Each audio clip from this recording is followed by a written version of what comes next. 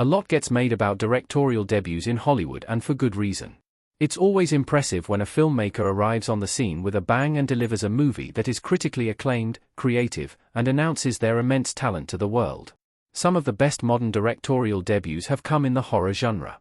James Gunn started with Slither, Jordan Peele arrived with the Oscar-winning Get Out, Ari Aster wowed audiences with Hereditary, and Danny and Michael Filippa helmed the acclaimed Talk to Me.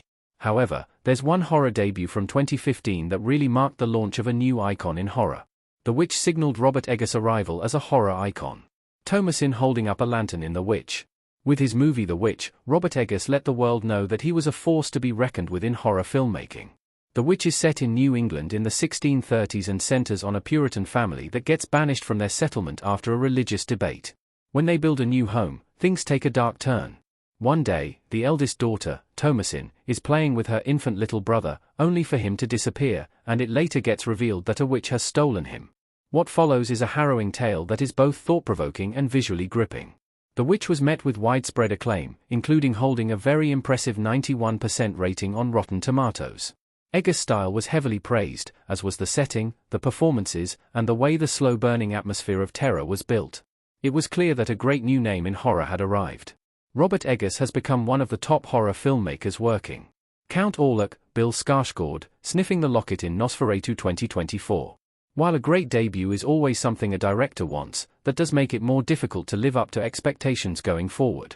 Some filmmakers do just that, like the aforementioned Jordan Peele and Ari Aster, who followed Get Out and Hereditary with the well-received Us and Midsommar, respectively. Robert Eggers managed to continue his impressive efforts in every film released since The Witch. First, there was The Lighthouse, a psychological horror that was again a critical darling. He upped the ante with The Northman and his $70 million budget, though that wasn't really a horror film. Even with The Northman disappointing at the box office, though reviews were stellar, the director was granted another $50 million budget for Nosferatu, a remake of the 1922 vampire classic. Nosferatu is his most chilling horror project yet and earned several Oscar nominations. It's rare that a director puts out 4 straight movies that are all met with such strong critical acclaim, especially across their first 4 films in general. That makes it so Eggers is one of the best directors working right now, regardless of what genre he's covering, but especially in horror. The Witch established Robert Eggers' signature style. Anya Taylor-Joy as Thomasin outdoors in The Witch. Although his movies are all different, The Witch works as a perfect debut for Robert Eggers because of how it shows off what would become his signature style. Eggers is known for making movies set in the past, as everything he's put out is from before the 20th century. In fact, Eggers has stated that he has no interest in making any movies in the contemporary era, calling the idea of photographing modern technology disgusting to him. His style is perfect for eras of the past because of his incredible attention to detail. One of the aspects of Robert Eggers' movies that is always heavily praised is his historical accuracy. While the story of The Witch might be fantastical, the way the era was brought to life was realistic.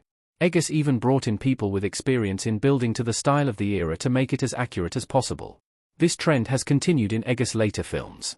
The Lighthouse expertly portrays the late 1800s, while every aspect of The Northman was extensively researched from the outfits to the music. These are staples of Eggers' work and it's what separates him from so many others. The Witch also introduced Anya Taylor-Joy to the world. Anya Taylor-Joy waving at people while on the red carpet of SNL 50. The Witch didn't just introduce audiences to Robert Eggers. It also marked the film debut of Anya Taylor-Joy, whose only previous credit was in a background part a few years prior. Taylor-Joy immediately let the world know how talented she was with a remarkable performance as Thomasin in The Witch. Anya Taylor-Joy's acting was incredibly well received and she's only gotten better since. She went on to win a Golden Globe, and other major awards, for Netflix's miniseries The Queen's Gambit and earned another nomination for Emma. While Taylor-Joy has had success in other genres, horror is where she shines brightest. She was great in M. Night Shyamalan's comeback hit Split, captivating in Edgar Wright's Last Night in Soho, and was part of Apple TV+'s 2025 hit, The Gorge.